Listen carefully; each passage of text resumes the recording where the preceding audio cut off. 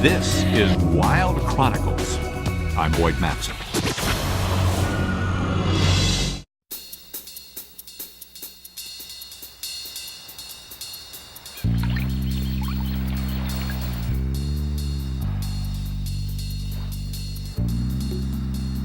In some parts of Florida, alligators and humans are vying for the same prime real estate with all the amenities.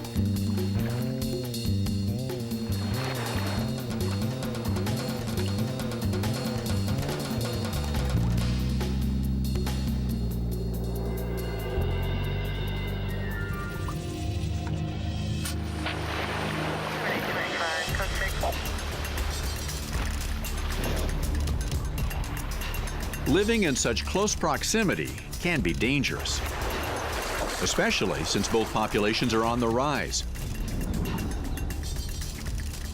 At a public school, an alligator has taken up residence in a nearby pond. So trapper Bobby Collins has been called in to help.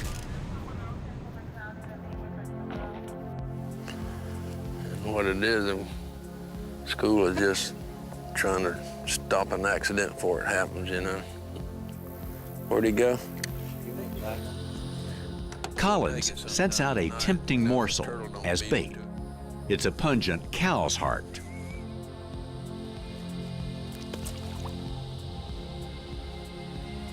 That's about all we can do with him. The gator takes his bait, and Collins pulls in the animal. Got it?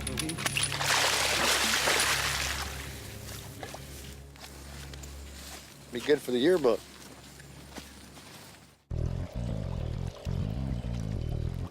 Alligators have killed a number of people in Florida in recent years, but experts say far more gators are killed by hunters and perhaps by pollution.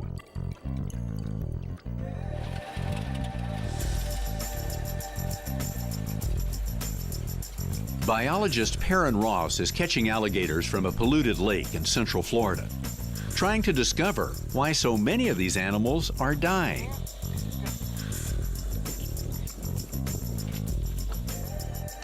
To see what the alligator has been eating, the team must pump its stomach. I'm going to squeeze it like a Heimlich maneuver, and the water will supposedly begin to come out. There we go. Oh, and lovely stomach contents immediately. Definitely got a fairly recently ingested turtle. There's also some fish bones in here. See, that's a fish bone. Oh, sure. So we're specifically interested in which fish they're eating and whether they're eating a larger proportion of some of the fish, which has been implicated in some dietary deficiency diseases in some other animals and some other places. So it's just one of the many lines of investigation that we're looking at now. I'll be happy to get back up. Ross also releases hatchlings, incubated from eggs his team has collected. These are babies. We collected their eggs from nests on Lake Griffin and incubated them. So we'll put them back as close as we can to their mother's nest. We find they survive quite well that way. Quite often an alligator, we assume it's the mother, will associate herself with them and look after them. Ross says only about 20% of his hatchlings appear to survive their first year. So while some alligators are taken from the wild, others are returned.